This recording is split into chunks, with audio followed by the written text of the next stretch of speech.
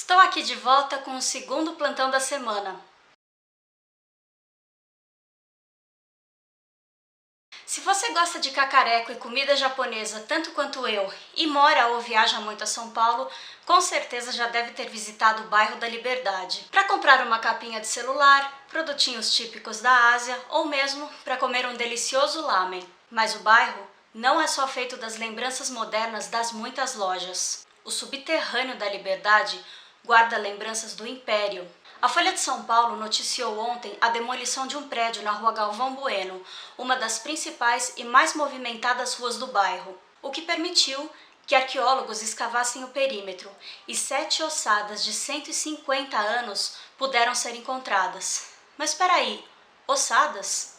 Sim, pois nesse lugar funcionava o Cemitério dos Aflitos, construído no final do século XVIII e desativado no final do século XIX. Dele só resta a capela, hoje tombada como patrimônio histórico.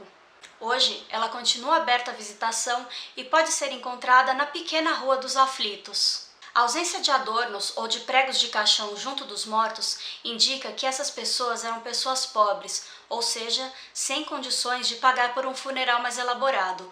Já as pessoas ricas, assim como era feito na Europa, eram enterradas em solo sagrado, e quanto mais influente o falecido, mais próximo do altar ele poderia passar a eternidade. Essa prática só acabou após a inauguração do Cemitério da Consolação em 1858 por questões sanitárias.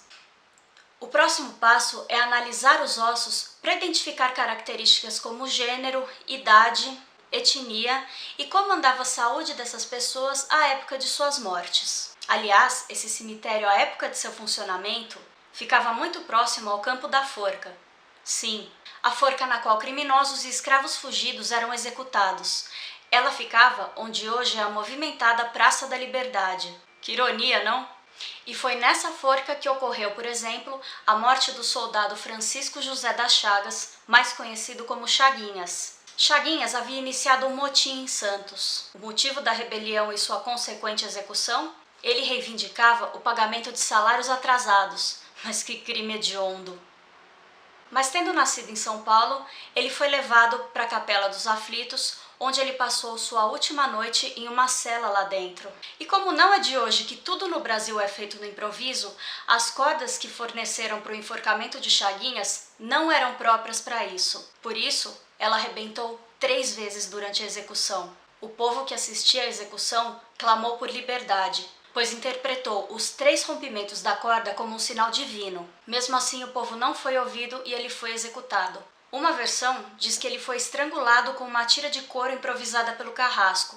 Outra, ainda pior, diz que ele foi espancado até a morte. E depois dessa morte serena, ele foi enterrado no Cemitério dos Aflitos. E é graças a essa crença em uma intervenção divina no momento de sua execução que fiéis até hoje frequentam a capela e pedem por milagres a Chaguinhas. Muitos, atendidos, deixam bilhetes de agradecimento.